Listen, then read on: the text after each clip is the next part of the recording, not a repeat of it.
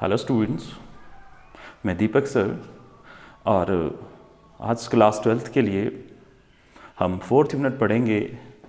देखिए, जो हमारा फिज़िक्स का 4th यूनिट है उसमें हमने काफ़ी टॉपिक्स डिस्कस कर चुके हैं। इसमें कुछ 3-4 टॉपिक्स रहते हैं, उनको हम डिस्कस करेंगे और कंप्लीट करेंगे। देन हमारा जो 5th यूनिट होगा इलेक्ट्रोमैग्नेटिक इंडक्शन, उसको हम स्टार्ट करेंगे। तो हमारा जो 4th यूनिट है, इसका जो नाम है यह है magnetic effect of current and magnetism. ये क्लास 12th के लिए है। तो यूनिट का जो नाम है, इसमें magnetic effect of current and magnetism इसका नाम है। और साथ में यह हमारा 4th यूनिट है क्लास 12th के लिए। क्लास हमारी 12th है और सब्जेक्ट आप जानते हैं कि हमारा फिजिक्स है। और ये जो पूरा यूनिट है, इसका जो वेटेज है, मतलब कितने मार्क्स का एग्ज़ाम में यहाँ से क्वेश्चंस आते हैं, 8 मार्क्स के क्वेश्चंस आते हैं। और आज का जो टॉपिक है, जो हम पढ़ेंगे, जो हम डिस्कस करेंगे, वो हमारा है magnetic field intensity. Magnetic field intensity at a point on the axial line of bar magnet. देखिए, इस यूनिट में हम मैग्नेट्स के साथ डील कर रहे हैं। इसमें हम मैग्नेट्स के बारे में पढ़ते हैं। जैसे हमारा इलेक्ट्रोस्टैटिक्स था, वहाँ पे हम चार्जेस के बारे में डिस्कस कर रहे थे। जब चार्जेस रेस्ट पे हों, उनके बारे में हम डिस्कस कर रहे थे, पढ़ रहे थे। तो इलेक्ट्रोस्टैटिक्स के अंदर हमने एक टॉपिक पढ़ा था जिसका नाम था इलेक्ट्रिक फील्ड इंटेंसिटी। देखिए, यहाँ मैग्नेटिक फील्ड इंटेंसिटी है बिकॉज यहाँ पर हमारे पास चार्जेस नहीं हैं, यहाँ पे हमारे पास क्या है, मैग्नेट्स हैं। ठीक है, तो वहाँ पे था electric field intensity at a point on the axial line of dipole. We know that कि वहाँ पे हमारे पास डाइपोल था और यहाँ पे हमारे पास एक बार मैग्नेट है। It is also called dipole because it consist of 2 unlike poles of equal strength separated by small distance 2a, so it is also called dipole. तो आज का जो टॉपिक है, हमने ये बताना है कि भाई हमारे पास जो एक बार मैग्नेट है। देखिए, बार मैग्नेट जो होता है, bar magnet it consist of 2 unlike poles. मतलब जो बार मैग्नेट होता है वो 2 अनलाइक पोल से बनता है। हमारे पास ये जो बार मैग्नेट है, इसके 2 पोल्स होते हैं। एक होता है साउथ पोल, एक होता है नॉर्थ पोल। और दोनों पोल्स के बीच में स्मॉल डिस्टेंस होता है। एंड इस स्मॉल डिस्टेंस को हम डेनोट करते हैं 2a से, where 2a is a distance between south and north pole. And we are supposing that O be the center of an electric dipole. अगर इस डाइपोल की जो टोटल लेंथ है वो 2a है, अगर हम मानते हैं इस डाइपोल का सेंटर O है, तो जाहिर सी बात है SO जो डिस्टेंस होगा वो हम स्मॉल a लेंगे और ON जो डिस्टेंस होगा वो a होगा, because a plus a again twice of a। आज हमने करना क्या है, हमारा एम ये है, आपके पास एक बार मैग्नेट है। इस बार मैग्नेट के एक्स एक्सिस पर आप एक पॉइंट P कंसीडर करें। Now that is called axial line. ठीक है, तो इस बार मैग्नेट के एक्स एक्सिस के ऊपर आप एक पॉइंट P कंसीडर करेंगे और देखेंगे इस पॉइंट P के ऊपर इस बार मैग्नेट की वजह से कितना फोर्स लग रहा है।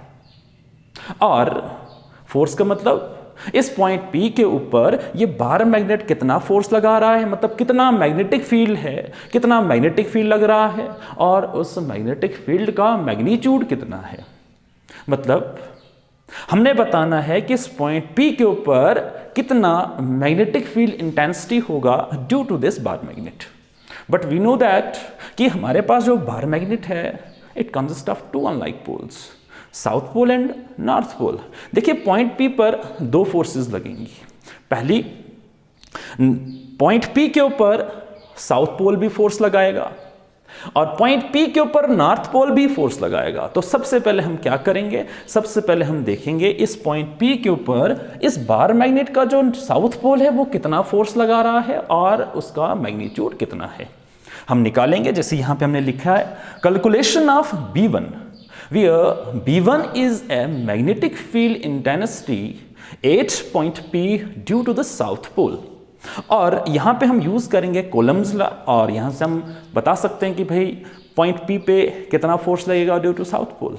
इसी तरीके से अब हम देखेंगे कि इस पॉइंट P के ऊपर इस बार मैग्नेट का जो नॉर्थ पोल है ये कितना फोर्स लगाएगा और उसका इंटेंसिटी कितना होगा, तो हम निकालेंगे।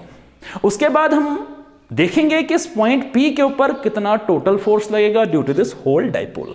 तो total magnetic field intensity 8 point P due to this whole dipole, तो हम निकालेंगे। हमारे पास आ जाएगा कि इस पॉइंट P के ऊपर कितना टोटल मैग्नेटिक फील्ड इंटेंसिटी है due to this dipole. So let's start. सबसे पहले हम कंसीडर करेंगे कि हमारे पास एक बार मैग्नेट है। Let us consider a bar magnet NS। We are considering that we have a bar magnet and it consists of two poles. One is North Pole and South Pole. Okay. And we are supposing that let O be the center of this dipole. Okay. Now, again, let 2A be the length of this dipole. हम मानते हैं कि इस dipole का जो length है वो 2A है, ठीक है। एंड हमने क्या करना है, let P be the point. We are supposing that where P is a point on the axial line, that means on x-axis. Let P be the point on the axial line of bar magnet such that हमने माना कि P जो है एक point जो कहाँ पे है, x-axis के ऊपर है, और हम ये देखना चाहते हैं कि इस पॉइंट P के ऊपर ये बार मैग्नेट कितना फोर्स लगाएगा। सो हमें लिखना पड़ेगा सच दैट हमारा जो ये पॉइंट P है ये डाइपोल के सेंटर से कितने डिस्टेंस पर है, r डिस्टेंस पर है। Okay. And let M be the strength of each pole. भाई जितना स्ट्रेंथ साउथ पोल का होगा उतना ही स्ट्रेंथ नॉर्थ पोल का भी होगा, because a bar magnet consists of two unlike poles of equal strength। क्योंकि बार मैग्नेट जो होता है वो बना होता है दो unlike poles से, south pole, north pole, both poles having same strength, same magnetic field, and we are supposing that now the strength of south pole is M and now the strength of north pole is also M। okay, so उसके बाद क्या होगा, we are supposing that हमारा जो point of consideration है that is P, जहां पे हम देखना चाहते हैं कि ये बार मैग्नेट कितना फोर्स लगाएगा, कितने डिस्टेंस पर है, R डिस्टेंस पर। नाउ OP हमारे पास R होगा, ठीक है। उसके बाद SP, तो S से लेके P तक कितना डिस्टेंस होगा, R प्लस A। देखिए O से लेके P तक R डिस्टेंस है, तो S से लेके P फिर कितना हो गया भाई, R plus A, so R plus A। Now again N से लेके P, NP का डिस्टेंस कितना होगा, NP, बट O से लेके P तक जो टोटल डिस्टेंस है वो R है, हमें चाहिए NP। हम एक काम करते हैं, हम R में से ON माइनस कर देंगे तो आएगा R माइनस A। हमारे पास दो पोल्स हैं, एक है नॉर्थ पोल, एक है साउथ पोल। तो सबसे पहले हम देखेंगे calculation of magnetic field vector V1 at point P। सबसे पहले हम देखेंगे कि P पर इस बार मैग्नेट का जो साउथ पोल है वो कितना फोर्स लगाएगा, तो हमें लिखना पड़ेगा the magnitude of magnetic field intensity B1 8 point P due to south pole is given bye.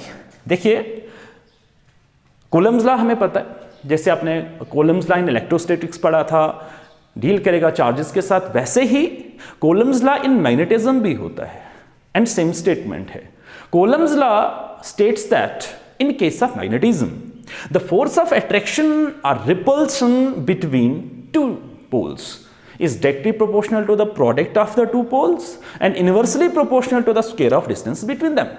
ठीक है, जैसे Coulomb's law in case of charges case में यहां पे 1/4 पाई एप्सिलॉन नॉट होता था, जो हमारा कांस्टेंट ऑफ प्रोपोर्शनैलिटी होता था एसआई सिस्टम के अंदर, वो उसकी वैल्यू होती थी, वैसे ही यहां पे नाउ B1, बिकॉज हम मैग्नीट्यूड निकाल रहे हैं, हम देख रहे हैं कि पॉइंट P पर साउथ पोल कितना फोर्स लगाएगा, तो मैग्नीट्यूड हमारा जो होगा now B1 is a magnetic field intensity 8 point P due to south पोल।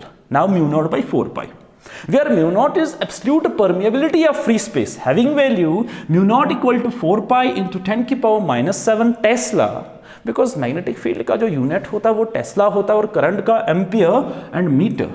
ठीक है, तो μ0 हमारे पास absolute permeability of free space है जिसकी वैल्यू है 4 pi into 10⁻⁻7 tesla per ampere per metre. Okay, now μ0/4 pi.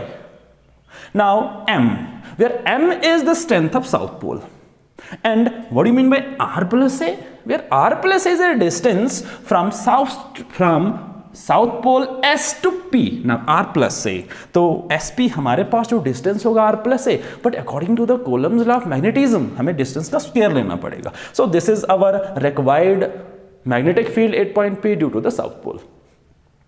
And यहां पर जो इस मैग्नेटिक फील्ड की डायरेक्शन होगी वो अंदर की तरफ होगी, टुवर्ड्स PS.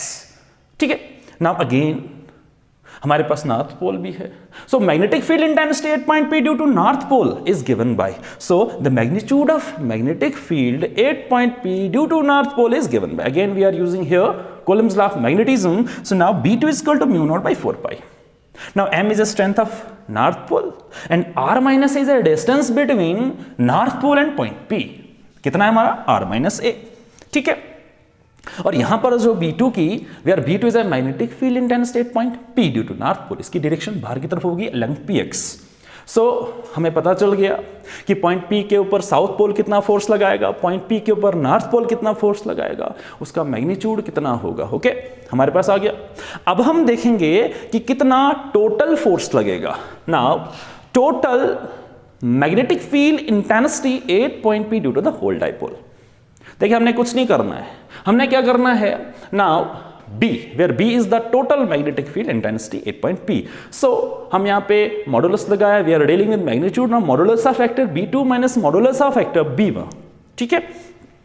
तो पहले B2 की वैल्यू आपके पास है, B1 की वैल्यू आपके पास है. ना B2 की वैल्यू है mu naught by 4 pi M by R minus A का square minus mu naught by 4 pi M by R plus A का स्क्वायर. अगर आप देख रहे हैं तो mu naught by 4 pi M दोनों में सेम है, मतलब यहाँ पे भी mu naught by 4 pi M है, यहाँ पे भी है, बीच में सब्ट्रैक्शन का साइन है, हम उसको कॉमन कर सकते हैं, बाहर रख सकते हैं. तो हम क्या करेंगे, म्यू नॉट बाई 4 पाई बाहर, यहाँ पे भी है, यहाँ पे भी M बाहर रखेंगे. अंदर हमारे पास रहेगा 1 बाई आर माइनस A का स्क्वायर 1 बाई आर प्लस का स्क्वायर, क्रॉस मल्टीप्लाई कर दें आप. नाउ R प्लस A का square minus R minus A का square whole divided by R minus A का square into R plus A का square. यहाँ पे A प्लस B का होल स्क्वायर है, यहाँ पे A माइनस B का होल स्क्वायर, आप इसको लगा सकते हैं, यूज कर सकते हैं. Now A square plus B square plus 2AB 2RA. Now minus A square minus B square minus 2AB, लेकिन बाहर माइनस का साइन है तो मल्टीप्लाई होकर ऐसा बनेगा. आर स्क्वायर पॉजिटिव है, आर स्क्वायर नेगेटिव है, cancel, R square positive, R square negative cancel, यहाँ पे रहेगा 2RA प्लस 2RA ना 4RA होल डिवाइडेड बाय, आपके पास A माइनस B का होल स्क्वायर होता है, तो A माइनस B का R माइनस A का स्क्वायर, इसको हम लिख सकते हैं R minus A 2 times, R plus A को हम लिख सकते हैं R plus A. Okay, now बात तो सेम रहेगा ना, 4RA whole divided by R minus A R plus A, R minus A R plus A, क्योंकि हमारे पास एक आइडेंटिटी बन जाएगी जो कि है A square minus B square. Now A square minus B square किसके बराबर होता है, A minus B A plus B. ठीक है, तो 4RA आएगा ये, तो हम 4RA को लिख सकते हैं 2A into 2R. Now 2 into 2 4R, because हमारे पास एक टॉपिक है जिसका नाम है डाइपोल मोमेंट. ठीक है, तो हम यूज कर सकते हैं. हम यहाँ पे लिखेंगे M, बाहर से लाएंगे M 2A into 2R divided by R square minus A square का होल स्क्वायर, सेम है तो आ जाएगा. बट हमारे पास होता है dipole moment vector M. Now dipole moment किसके बराबर होता है, dipole moment is denoted by vector M and it is equal to the product of pole strength, दोनों का पोल स्ट्रेंथ सेम M. ठीक है, और इनके बीच में कितना डिस्टेंस 2A, तो ये हमारे पास होता है dipole moment. Dipole moment is defined as the product of pole strength and the distance between two poles. Now M of 2A, तो हमारे पास M ऑफ 2A है, तो इसकी जगह हम क्या यूज करेंगे, M इंटू 2A. ठीक है, उसके बाद आपके पास क्या होगा, देखिए तो आपके पास क्या हो जाएगा ना, B is a magnetic field, total magnetic field 8 point P due to whole dipole mu naught by 4 pi M dot 2R by R square minus A square का whole square.